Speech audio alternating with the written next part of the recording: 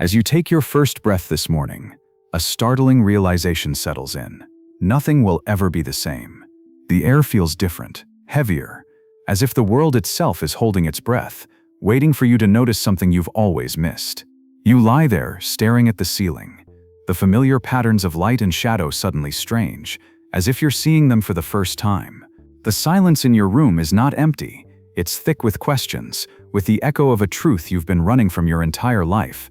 You reach for your phone, almost by instinct, and the cold glow of the screen floods your senses.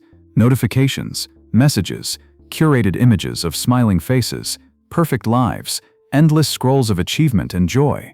You swipe, you double tap, you scroll, but with each movement, a quiet unease grows inside you. Why does it all feel so hollow? Why, in a world more connected, more comfortable, more abundant than ever before, does a gnawing emptiness persist beneath the surface of your days? Imagine waking up one day and realizing that everything you've been told about happiness is a carefully constructed illusion, that the promises of fulfillment sold to you in advertisements, whispered in self-help books, embedded in the very fabric of your culture, are not just incomplete, but fundamentally flawed. Picture yourself opening your eyes to a world where every comfort, every convenience, every pleasure is within reach, and yet the more you grasp, the more you slip into a quiet despair. You find yourself standing at the edge of a new reality, the truth dawning on you all at once. The pursuit of modern happiness has become a labyrinth with no exit, a game whose rules are rigged from the start. The more you chase, the further you drift from the very thing you seek. The paradox is as sharp as a blade. Never before have you had so much, and yet never before have you felt so empty. Suddenly, you're faced with a moment that makes you question everything you thought you knew. The world tells you that happiness is a destination, a prize to be won through effort, consumption, and self-improvement. But what if the very act of chasing it is what keeps it forever out of reach? What if the emptiness you feel is not a personal failing, but the inevitable result of a system designed to keep you wanting, needing, striving, never arriving? As you sit up in bed, the weight of this realization presses down on you. You remember the moments of fleeting joy, a new purchase, a promotion, a compliment, a like on your latest post. Each one a spark, bright and brief, quickly swallowed by the darkness that follows. You remember the promises: if only you had this, you'd be happy. If only you looked like that, you'd be enough. If only you achieved more, you'd finally be at peace. But the finish line keeps moving, always just out of reach, and the emptiness grows. You wonder, is it just you? Are you broken in some fundamental way, unable to feel what everyone else seems to feel? Or is there something deeper at play, something woven into the very structure of modern life?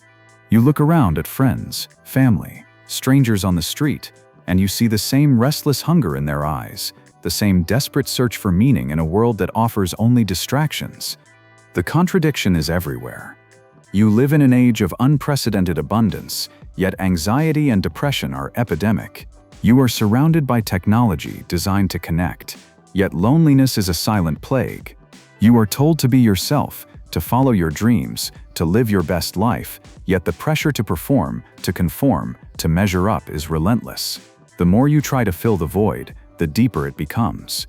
What if happiness, as you've been taught to understand it, is a lie? What if the emptiness you feel is not a sign of failure, but a signal, a message from the deepest part of your being, warning you that something is profoundly wrong? What if the very culture that promises fulfillment is the same one that ensures you'll never find it? You begin to see the outlines of a vast, invisible machine, a system that feeds on your longing, that profits from your dissatisfaction, that keeps you running on a treadmill of desire. Every advertisement, every social media post, every story of success and self-actualization is a cog in this machine, spinning endlessly, generating more and more hunger, more and more emptiness. You ask yourself, when did happiness become a commodity, something to be bought and sold, measured and optimized? When did your worth become tied to your productivity, your appearance, your ability to keep up with an ever-accelerating world? When did you start believing that you were not enough, that you needed to be fixed, improved, upgraded? The questions multiply, each one more unsettling than the last. What if the pursuit of happiness is itself the problem? What if the constant striving, the endless self-comparison, the relentless pressure to be more, do more, have more, is the very thing that keeps you trapped in a cycle of emptiness and longing? You remember a time, perhaps in childhood, when happiness was simple, unself-conscious, unmeasured, a moment of play, a burst of laughter, a sense of wonder at the world. No goals, no metrics, no need to prove or achieve, just being, just living. Where did that go? When did happiness become so complicated, so elusive, so fraught with anxiety and doubt? As you move through your morning routine, the questions follow you like shadows. You brush your teeth, you shower, you dress, you eat, but everything feels different now, tinged with a sense of unreality. You see the world with new eyes, and what you see unsettles you. The smiling faces on billboards, the perfect bodies on Instagram, the endless parade of success stories, they all seem like masks, hiding a deeper truth. You wonder, what lies beneath the surface of modern life? What secrets are hidden behind the polished images, the curated feeds, the relentless optimism? What are we all running from, and what would happen if we stopped? You feel the tension building inside you, a mix of fear and curiosity, dread and hope. You sense that you are on the verge of a revelation, that the emptiness you feel is not a dead end but a doorway to a deeper understanding, a more honest way of living, a truth that has been buried beneath layers of noise and distraction. But the truth is not easy. It demands that you question everything you've been taught, that you confront the uncomfortable possibility that the world is not as it seems. It asks you to look beyond the surface, to see the hidden forces that shape your desires, your fears, your very sense of self. You ask yourself, are you ready to face the truth? Are you willing to let go of the comforting lies, the easy answers, the seductive promises of modern happiness? Are you prepared to step into the unknown, to risk everything for the chance at something real? The room feels colder now, the light sharper, the silence deeper. You realize that you are not alone in this struggle, that millions of others are waking up to the same questions, the same doubts, the same sense of emptiness. You sense a collective yearning, a silent rebellion against the tyranny of false happiness. You wonder, what would it mean to break free? What would it look like to live a life not defined by consumption, comparison, and constant striving? What would it feel like to find meaning, purpose, and connection in a world that seems designed to keep you isolated and unsatisfied? The questions hang in the air, heavy and unresolved. You feel the weight of them pressing down on you, but also lifting you up, propelling you forward. You sense that you are on the cusp of something important, something life-changing. As you step out into the world, the paradox becomes even more apparent. You see people rushing to work, glued to their screens, lost in thought, chasing after something they can't quite name. You hear the constant hum of anxiety, the low-level panic that underlies even the most mundane interactions. You feel the collective hunger, the desperate search for something more. And yet beneath it all, you sense a glimmer of hope, a possibility that things could be different, that the emptiness is not the end of the story, but the beginning. You realize that the great question is not how can I be happy, but what is happiness really, and what am I willing to risk to find it? You stand at the edge of this new reality, the truth dawning on you all at once. The lie of modern happiness has been exposed, and you are left with a choice: to retreat into the comforting illusions of the past, or to step forward into the unknown, to seek a deeper, more honest way of living. The journey has just begun. The questions are only growing louder, and as you take your first steps into this new world, you know that nothing will ever be the same. What if the emptiness is not a curse, but a calling? What if the ache you feel is the first sign of awakening? What if, in the ruins of false happiness, you can finally begin to build something real? The answers lie ahead, hidden in the shadows, waiting to be discovered. The next step is yours to take. You move through the day with the echo of that morning's realizations still reverberating in your mind. The world around you hums with activity, people hurrying, screens flickering, voices rising and falling in a ceaseless tide. Yet beneath the surface, you sense a silent undercurrent, a hidden force shaping every thought, every desire, every fleeting moment of joy or despair. You begin to wonder, what is this force? Where does it come from? Why does it have such power over you, over all of us? You recall the words of Carl Jung, who spoke of the collective unconscious, a vast, invisible reservoir of archetypes and instincts shaping the very fabric of your psyche. You remember Nietzsche's warning that he who has a why to live can bear almost any how, and you realize that the modern world has given you countless hows, but stolen your why. You think of Schopenhauer, who saw life as a ceaseless striving, a will forever unsatisfied, and you feel the truth of his insight in the restless hunger that gnaws at your soul. You begin to see that the emptiness you feel is not a personal defect, but the inevitable result of a deeper, more insidious problem. A problem rooted in the very structure of modern life, in the stories you've been told about who you are and what you should want. You look around and see a culture obsessed with surfaces, with appearances, with the endless pursuit of pleasure and achievement. You see a world that worships the new, the novel, the next big thing, and you realize that you have been conditioned to believe that happiness is always just out of reach, always waiting for you in the future. Never here, never now. You remember the words of Aldous Huxley, who warned that the real hopeless victims of mental illness are to be found among those who appear to be most normal.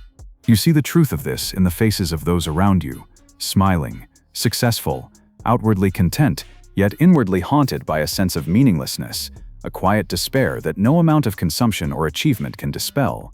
You begin to understand that the problem is not just psychological, but philosophical, a crisis of meaning, a loss of connection to something deeper, something real. You recall Viktor Frankl, who survived the horrors of the concentration camps and emerged with a single unshakable conviction that the search for meaning is the primary motivation in human life, and that without it, even the greatest pleasures become empty, even the most comfortable lives become unbearable. You see now that the modern world has given you everything except meaning. It has given you comfort, convenience, entertainment, distraction, but it has not given you a reason to live, a purpose to strive for, a sense of belonging to something greater than yourself. You feel the weight of this realization pressing down on you, and you wonder, how did we get here? How did we become so lost, so disconnected, so empty? You trace the roots of the problem back through history, through the rise of individualism, the decline of community, the triumph of the market over the soul. You see how the old certainties, faith, tradition, family, tribe have been eroded, replaced by a culture of self-invention, self-promotion, self-optimization. You see how the very idea of happiness has been hijacked, turned into a product to be bought and sold, a status symbol to be displayed and envied. You remember Jean-Paul Sartre's declaration that existence precedes essence, that you are condemned to be free, to invent yourself in a world without inherent meaning. You feel the terror and the exhilaration of this freedom, the burden of having to create your own purpose in a universe that offers none. You realize that the emptiness you feel is not just a lack of pleasure or achievement, but a lack of meaning, a void at the heart of your existence, a hunger that no amount of consumption can satisfy. You see how this void is filled, or rather papered over, by the endless distractions of modern life. You see how every moment of silence, every flicker of discomfort, is drowned out by noise, by music, by television, by social media, by the constant barrage of information and entertainment. You see how you have been trained to fear boredom, to flee from stillness, to fill every empty space with something, anything, rather than face the terrifying question of what it all means. You begin to notice the subtle ways in which this hidden force shapes your behavior, your emotions, your very sense of self. You see how you measure your worth by external standards, by likes, by followers, by grades, by salaries, by the approval of others. You see how you compare yourself to impossible ideals, how you chase after goals that are not your own, how you lose yourself in the pursuit of things that can never satisfy the deeper hunger within you. You feel the tension between who you are and who you are supposed to be, between what you want and what you are told to want. You sense the presence of an invisible script, a set of expectations and assumptions that govern your every move, your every thought, your every feeling. You realize that you are not alone in this struggle, that the same hidden force is at work in everyone you know, shaping their desires, their fears, their dreams. You see how it manifests in anxiety, in depression, in addiction, in the epidemic of loneliness and despair that haunts the modern world. You begin to understand that the problem is not just individual but collective, a crisis of meaning that affects entire societies, entire generations. You see how the old sources of meaning, religion, community, tradition, have been hollowed out, leaving a vacuum that is filled by the shallow promises of consumer culture. You remember the words of Jung, "People will do anything, no matter how absurd, to avoid facing their own souls." You see the truth of this in the endless distractions, the compulsive busyness, the frantic search for novelty and excitement. You see how you too have been running from yourself, from the emptiness at the core of your being, from the questions that have no easy answers. You feel the weight of this hidden problem pressing down on you, and you wonder, is there any way out? Is it possible to find meaning in a world that seems designed to keep you distracted, dissatisfied, disconnected? You sense that the answer lies not in more consumption, more achievement, more distraction, but in a radical re-examination of your values, your assumptions, your very understanding of what it means to be human. You begin to see that the emptiness you feel is not a sign of failure, but a sign of awakening, a signal that something is missing, that something essential has been lost.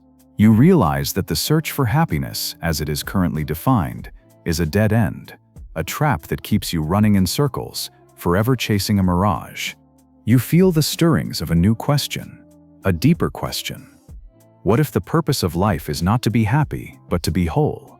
What if true fulfillment comes not from the pursuit of pleasure, but from the embrace of meaning, even in the face of suffering and uncertainty? You remember Frankl's insight that those who have a why to live can bear with almost any how. You realize that the search for meaning is not a luxury, but a necessity, a fundamental human need, as vital as food or water or air. You see now that the hidden problem at the heart of modern life is not a lack of happiness, but a lack of meaning, a crisis of purpose, a loss of connection to something greater than yourself. You feel the tension building, the sense of urgency growing. You know that the consequences of this crisis are profound, that they reach into every corner of your life, every aspect of your society. You sense that the emptiness you feel is just the beginning, that there are deeper layers yet to be uncovered, darker truths yet to be faced. You stand at the threshold of a new understanding, the outlines of the problem coming into focus. You realize that the journey ahead will not be easy, that it will require courage, honesty, and a willingness to confront the most uncomfortable truths about yourself and your world. But you also sense that there is hope, that in facing the hidden problem, in naming it, in understanding its roots, you can begin to find a way forward. You can begin to reclaim your life from the forces that seek to control it, to rediscover a sense of meaning and purpose that cannot be bought or sold. The questions grow louder, more insistent. What are the consequences of living without meaning? How does this hidden problem shape your reality, your relationships, your very sense of self? What price do you pay for the lie of modern happiness? And what would it take to break free? The answers lie ahead, waiting to be discovered. The journey continues, deeper into the heart of the problem, toward a truth that has the power to change everything. Are you ready to see what lies beneath the surface? Are you willing to face the consequences of the hidden problem, to confront the darkness in order to find the light? The next step awaits, and with it, the possibility of a new beginning. You step out into the world, carrying the weight of your new awareness like a stone in your pocket. The city pulses around you, cars weaving through traffic, people lost in their own thoughts, advertisements screaming for your attention from every surface. Yet as you move through the crowd, you begin to see the world differently. The hidden problem you've uncovered is not just an abstract idea, it is a living force, shaping every moment, every interaction, every silent ache that lingers behind the eyes of strangers. You notice the subtle ways the emptiness manifests, in the hurried glances exchanged between commuters, in the nervous laughter at the coffee shop, in the way people clutch their phones as if they are lifelines. You see it in the restless shifting of bodies in waiting rooms, in the blank stares of office workers under fluorescent lights, in the way conversations drift toward complaints and comparisons, as if everyone is searching for a foothold in a world that keeps slipping away. You begin to realize that the consequences of the lie of modern happiness are everywhere, woven into the fabric of daily life. They are not loud or dramatic, but quiet, insidious, and relentless. They shape the way you think, the way you feel, the way you relate to others and to yourself. You remember the concept of cognitive dissonance, the psychological discomfort that arises when your beliefs and your actions are out of alignment. You see how the promise of happiness clashes with the reality of emptiness, creating a constant low-level anxiety that hums beneath the surface of your days. You try to convince yourself that you are happy, that you are enough, that you are living your best life, but the evidence of your own experience tells a different story. You recall the work of Daniel Kahneman, who revealed the tricks your mind plays on you, the way you are wired to seek pleasure and avoid pain, to chase after short-term rewards, even when they undermine your long-term well-being. You see how the architecture of your brain, shaped by millions of years of evolution, is ill-suited to the demands of modern life. You are bombarded by stimuli, overwhelmed by choices, seduced by the promise of instant gratification, and yet the more you consume, the less satisfied you become. You think of the hedonic treadmill, the phenomenon where each new pleasure, each new achievement, quickly becomes the new normal, leaving you no happier than before. You see how this endless cycle of desire and disappointment keeps you running in place, always striving, never arriving. You realize that the pursuit of happiness, as defined by your culture, is not just futile, but exhausting, a recipe for perpetual dissatisfaction. You notice how this dissatisfaction seeps into your relationships. You see how the pressure to be happy, to be successful, to be perfect, creates a barrier between you and others. You are afraid to show your vulnerability, your doubts, your pain, for fear of being judged or rejected. You present a curated version of yourself to the world, hiding the parts that don't fit the narrative of happiness and success. You see how this culture of performance and comparison breeds loneliness, even in the midst of constant connection. You are surrounded by people, yet you feel isolated, unseen, unknown.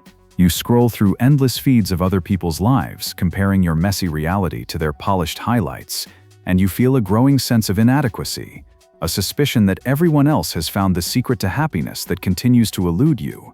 You begin to understand that the consequences of the lie of modern happiness are not just personal, but collective. They shape the very structure of society, influencing everything from politics to economics to education. You see how the relentless pursuit of growth, of progress, of more, has led to a world that is richer in material terms but poorer in meaning, in connection, in joy. You notice the rise of anxiety and depression, the epidemic of burnout and exhaustion, the growing sense of alienation and despair. You see how these are not just individual pathologies, but symptoms of a deeper malaise, a society that has lost its way, that has traded meaning for comfort, purpose for pleasure, community for competition. You recall the insights of neuroscientists who have mapped the brain's reward circuits, showing how the constant bombardment of dopamine from social media, from shopping, from endless novelty rewires your mind, making you ever more sensitive to pleasure and ever less capable of sustained satisfaction.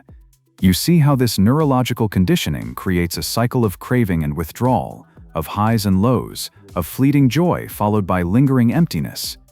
You think of the cultural conditioning that begins in childhood, the way you are taught to measure your worth by external standards, to seek validation from others, to believe that happiness is something to be earned, achieved, displayed. You see how this conditioning shapes your identity, your values, your very sense of self. You realize that the consequences of the lie of modern happiness are not just emotional or psychological, but existential. They touch the deepest parts of your being, the parts that long for meaning, for connection, for a sense of belonging in a world that often feels cold and indifferent.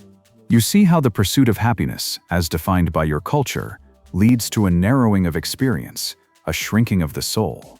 You are encouraged to avoid pain, to seek comfort, to stay within the boundaries of what is safe and familiar.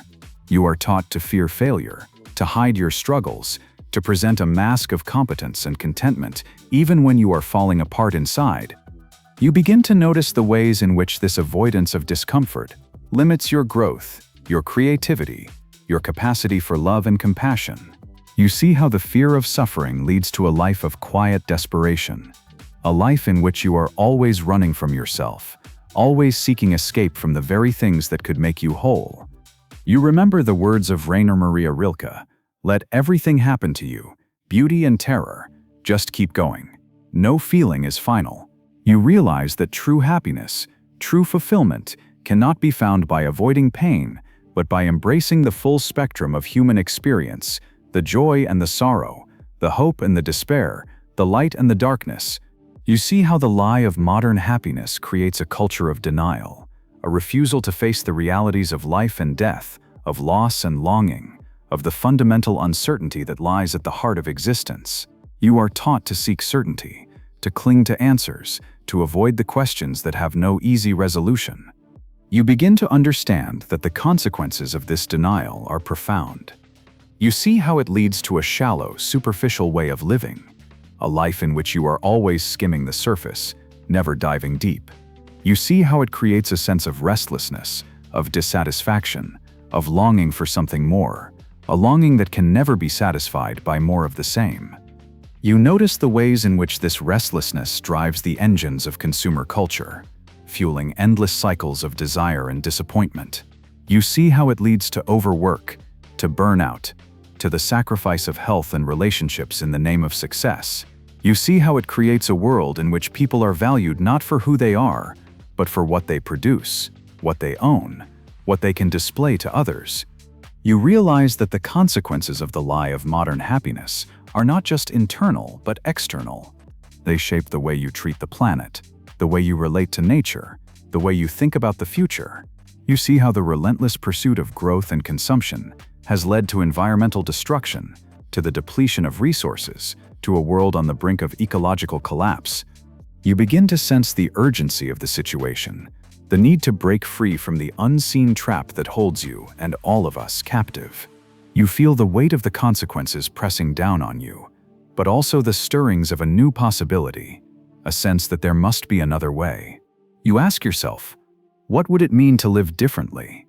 What would it look like to step off the treadmill of desire and disappointment, to find meaning and fulfillment in something deeper, something more real? What would it take to reclaim your life from the forces that seek to control it, to rediscover a sense of purpose and connection that cannot be bought or sold?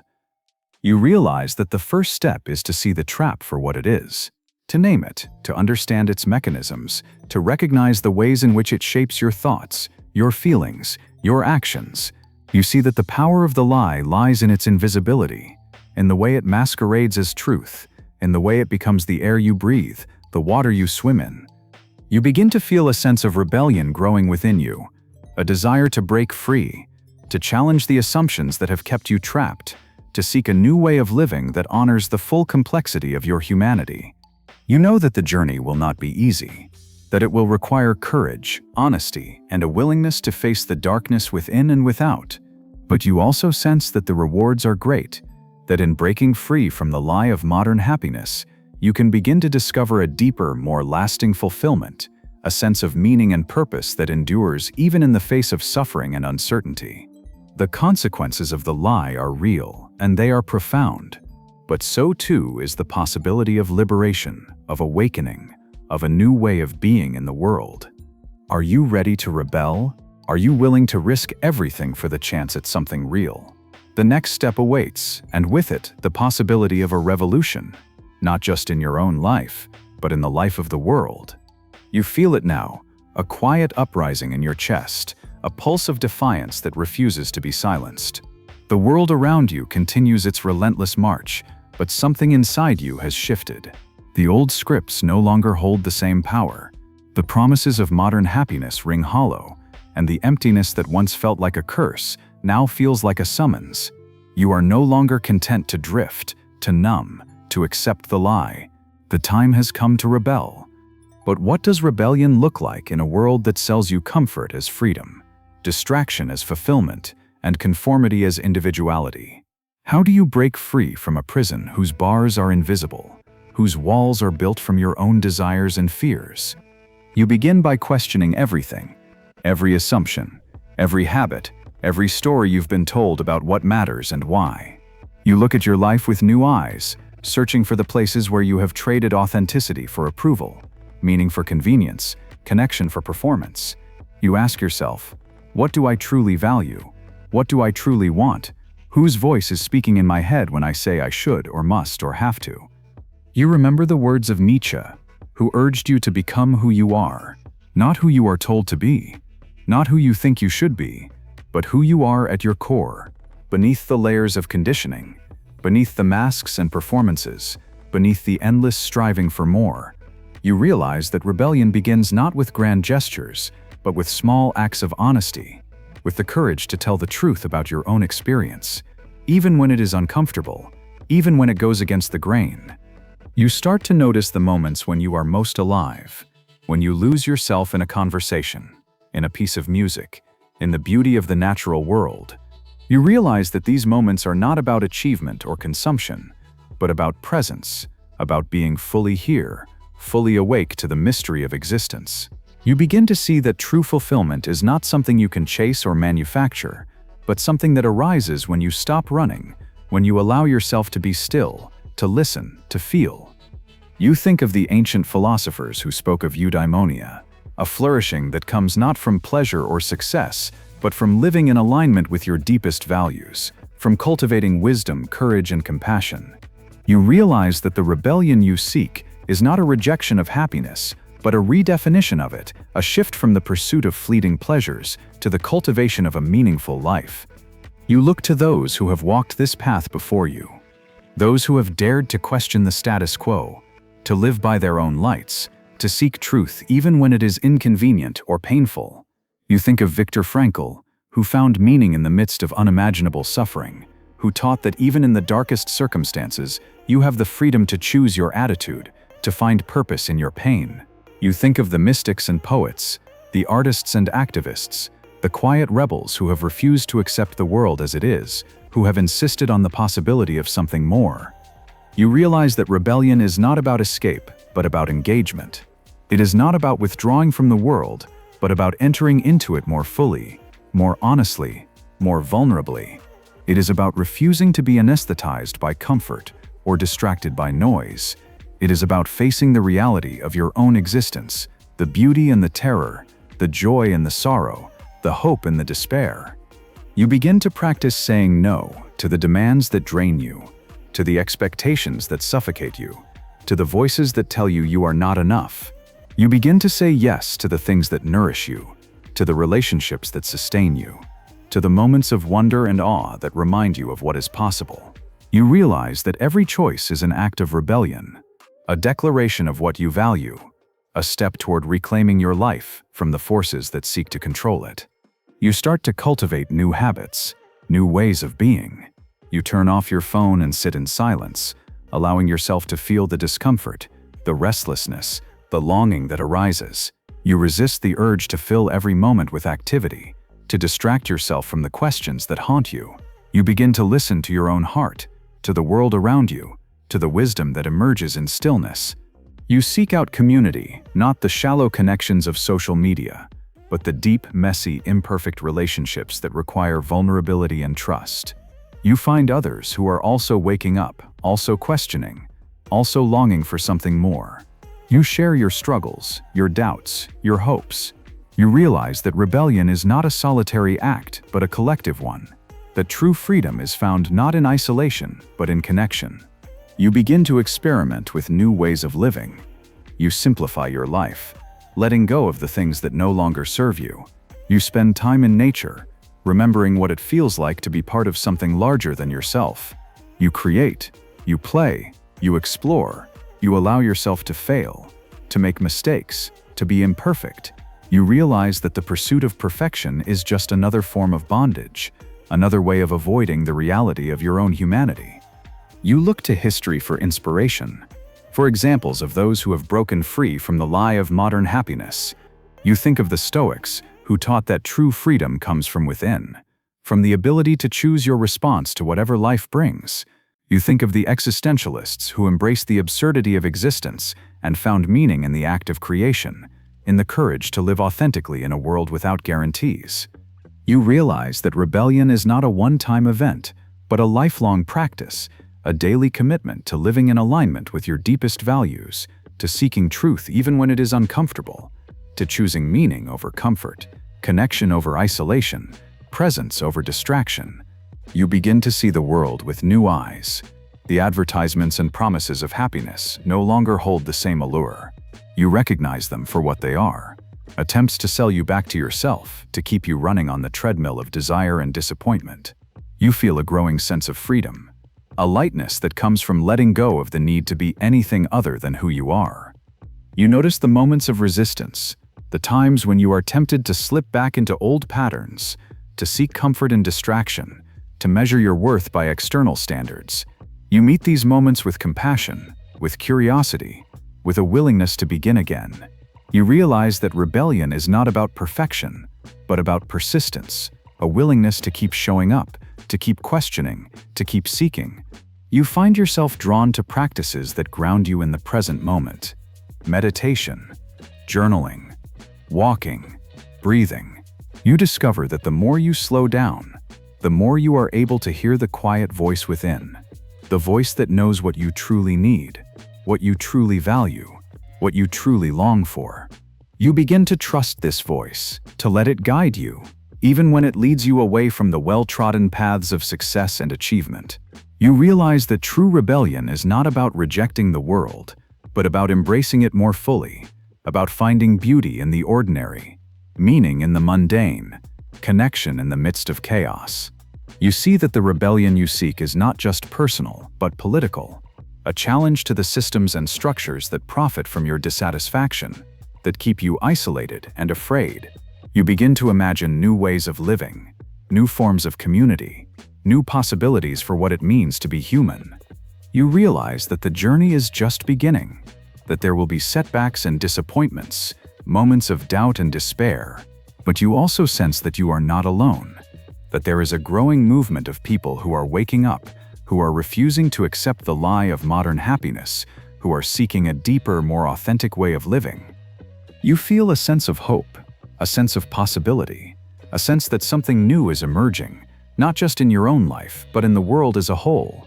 You realize that the rebellion is not about escaping from reality, but about embracing it, about facing the truth, no matter how uncomfortable, and choosing to live in alignment with what matters most.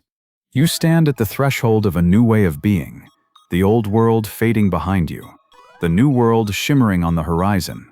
You know that the path will not be easy, that there will be moments of fear and uncertainty, but you also know that the only way out is through, that the only way to break free from the lie of modern happiness is to risk everything for the chance at something real. Are you ready to take the leap? Are you willing to risk comfort for meaning, certainty for truth, safety for freedom? The final realization awaits, the ultimate truth that will change everything if only you have the courage to see it.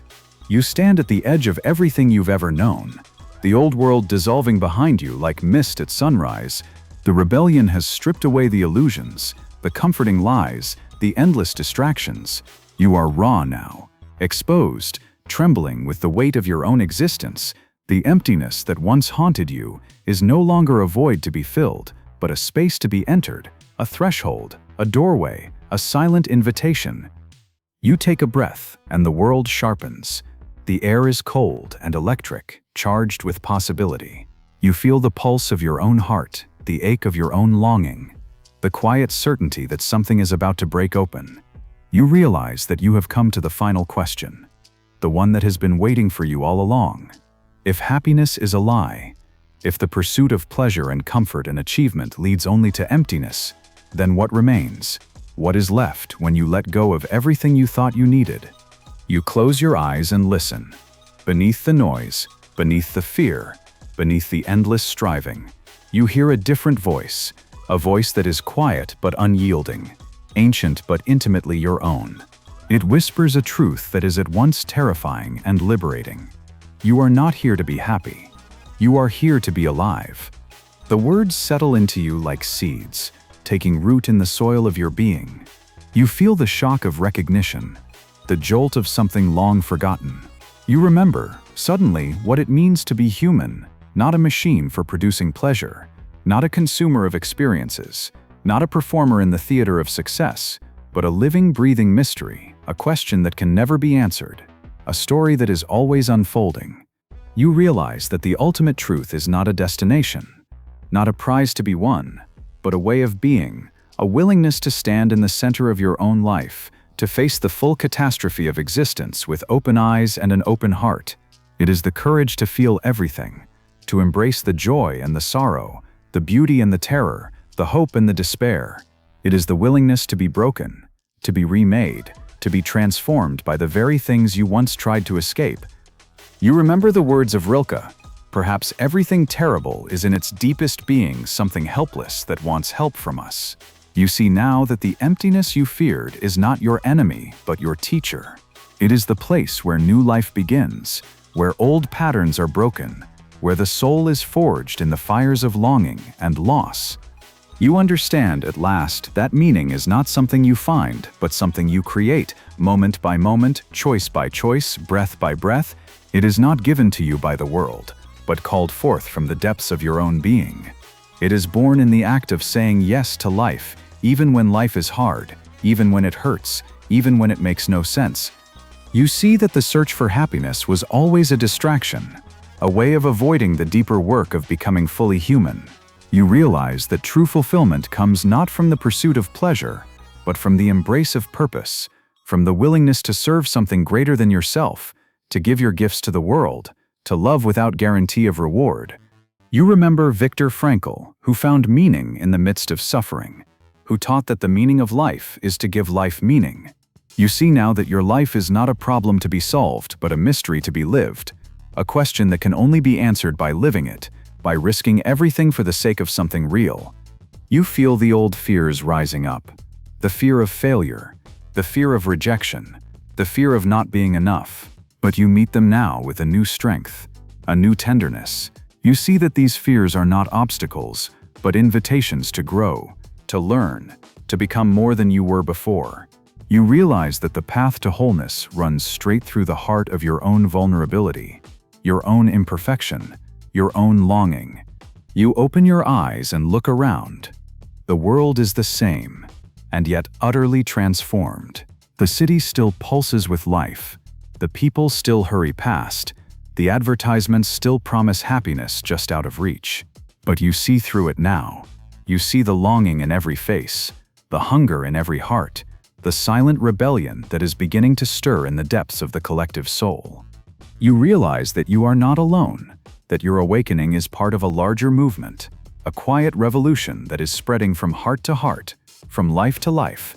You sense the presence of others who are also waking up, also questioning, also seeking a deeper way of being.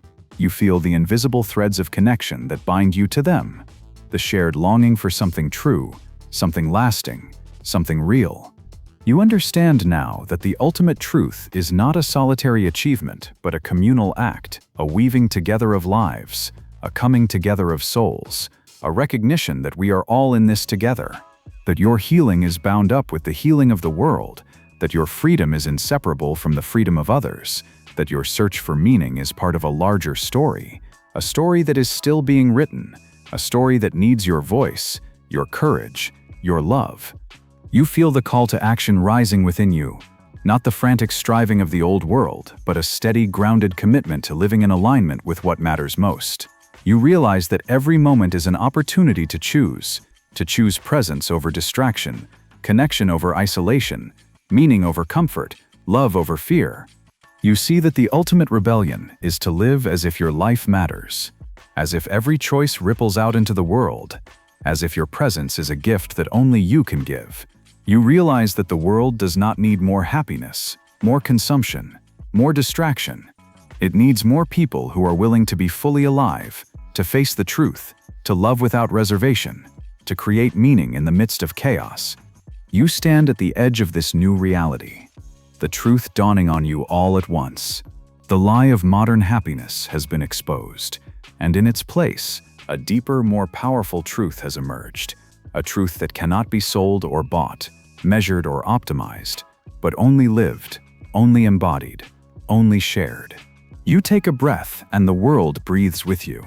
You feel the pulse of life moving through you, the ache of longing, the thrill of possibility.